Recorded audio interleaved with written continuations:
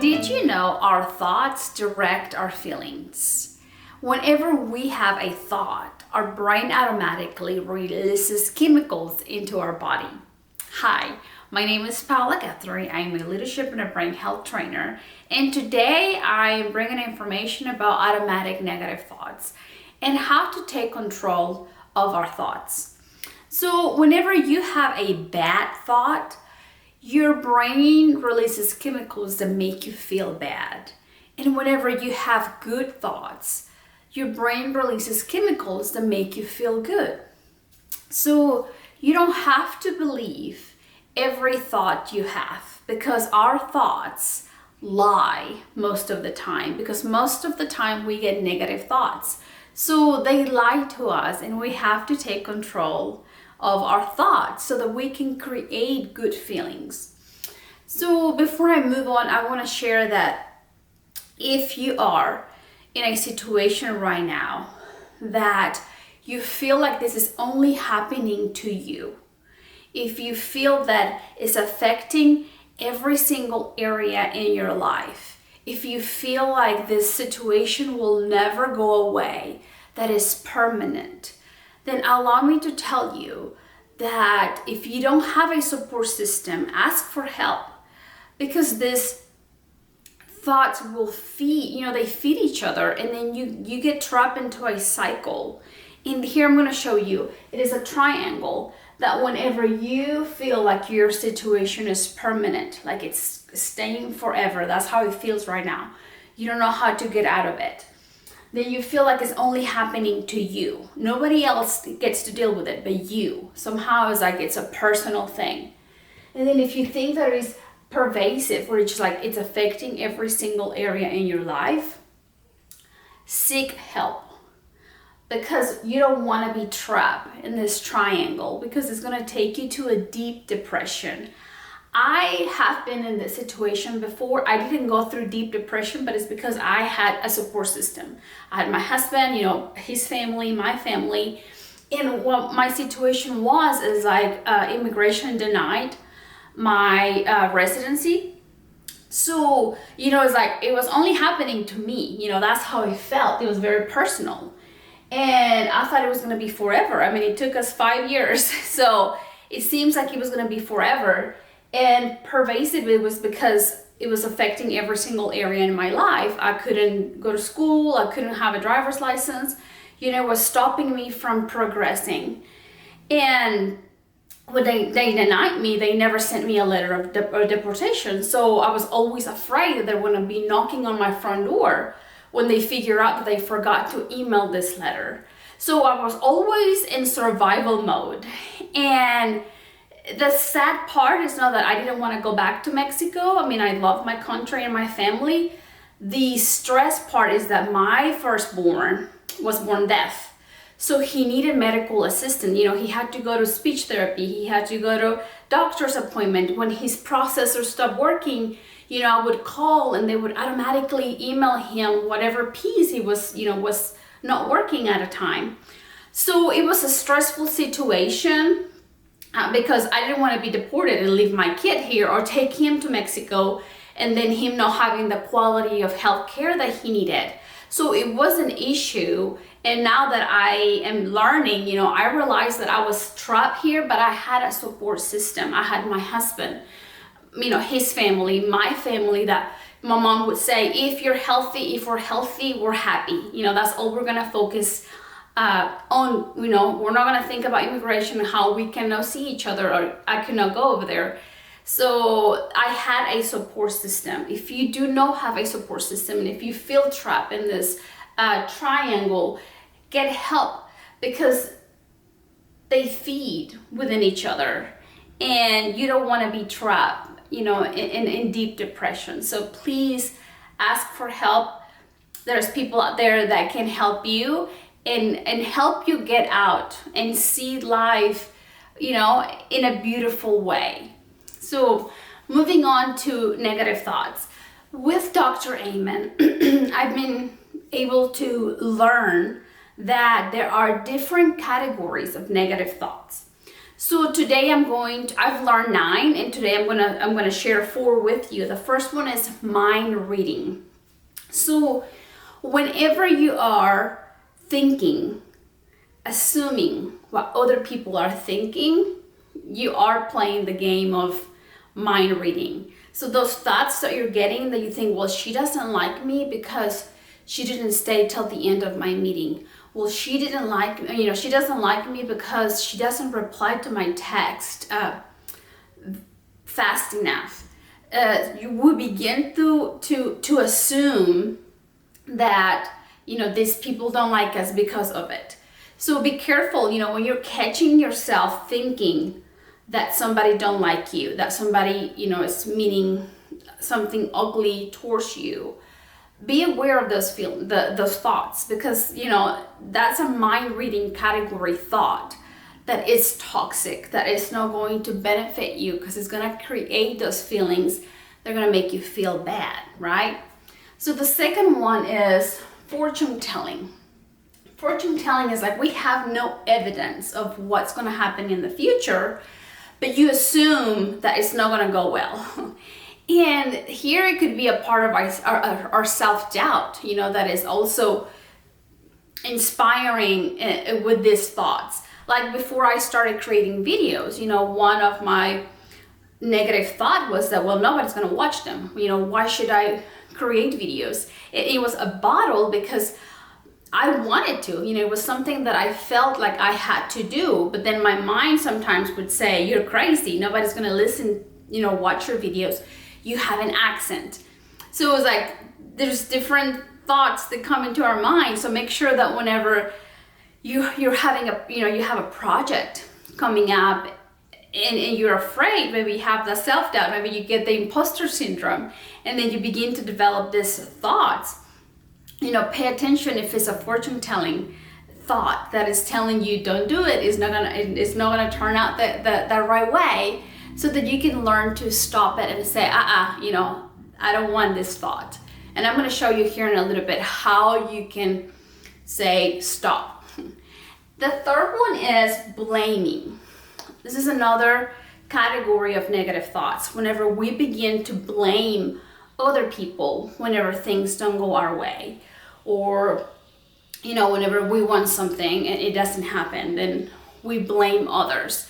And that gets stuck in our head. So right there is a negative thought that is not going to benefit you. What you have to do is you have to take responsibilities for your action. Be responsible for it instead of blaming other people. So that's a very toxic negative thought as well. That category of blaming other people for what's happening in our life. The fourth one is guilt beating.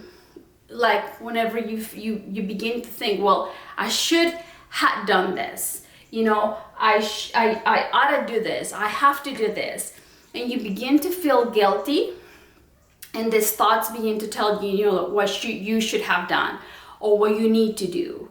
And if it's making you feel bad, you automatically should know now that it is a negative thought that is not serving you. Be aware. Because the majority of the thoughts that we get through the day, they're negative. There are about 70,000, between 60,000 and 70,000 thoughts that we process through the day. And the majority are negative thoughts. And those negative thoughts are lying to us, okay? So how can you stop them? Okay, there's different techniques. And the one that has worked the best with me and with the people that I work with the coaches that I work with, and beautiful people that I have the privilege to coach, is using the identity technique. Is whenever you acknowledge that thought and you say, that's not me, that is not me, and then you tap into your identity. I am courage, I am wise, I am a wise woman. Whatever core values that you identified yourself with, those are the ones that you're going to use while you're dealing with these negative thoughts. Be aware. Awareness, it is a beautiful, beautiful, beautiful skill to have, because it teaches you that, okay, I'm not feeling good. Why am I feeling sad? Why am I feeling angry? What is the thought that is causing me to feel this way? And that's how you break it.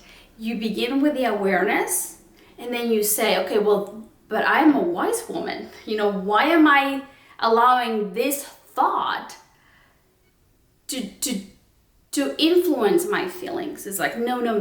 It's like, I am strong, I am courage, I am laughter, I am love. That's how you use your core values. You remind yourself of your superpowers, of who you are, what is the beauty within you.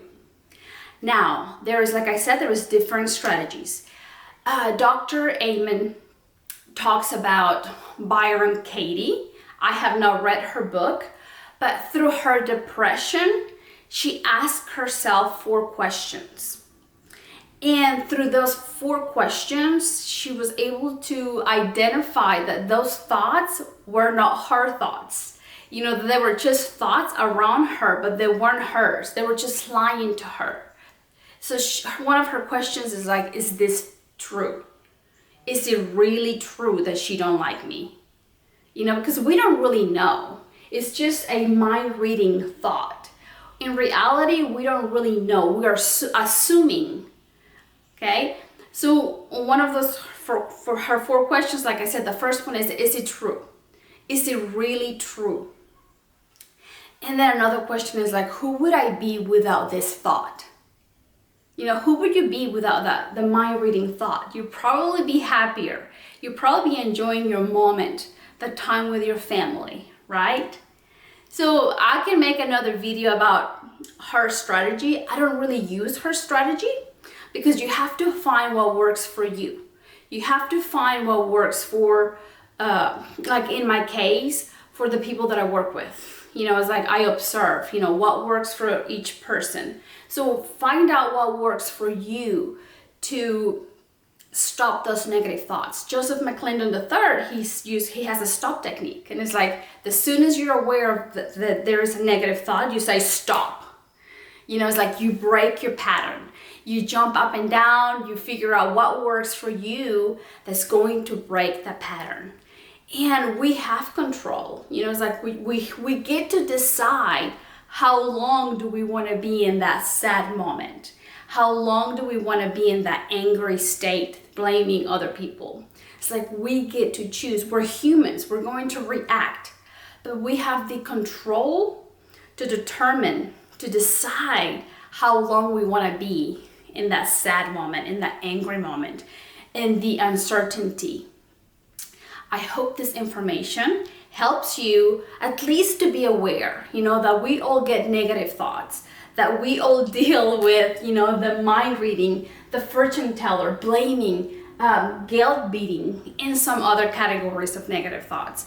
And we have to learn to deal with them. We have to learn to hijack our nervous system to create the neurotransmitters that are going to create love, like your oxytocin, allow us to feel love.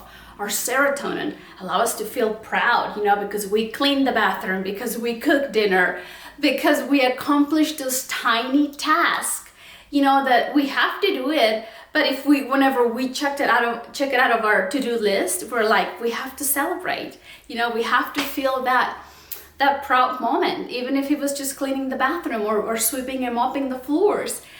We have to find those giggle moments of life. That's one of the things my husband and I were talking about. It's like, life is about finding those giggle moments. Learn to fall in love with life and try to find those beautiful moments that make you giggle, that takes the breath away. And whenever you feel, you're aware that you don't, this is not you, when you feel that sadness, you're like, this is not me.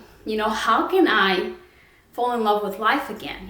What activity can I do that is going to remind me how beautiful life is? Because look at our children, they are happy. But we lose that joy. We lose that happiness as our responsibilities pile up, right? So in reality, we're not meant to live in a numbness, sad routine, but we have to learn to find those beautiful moments that allow us to fall in love with life, those beautiful moments that allow us to giggle.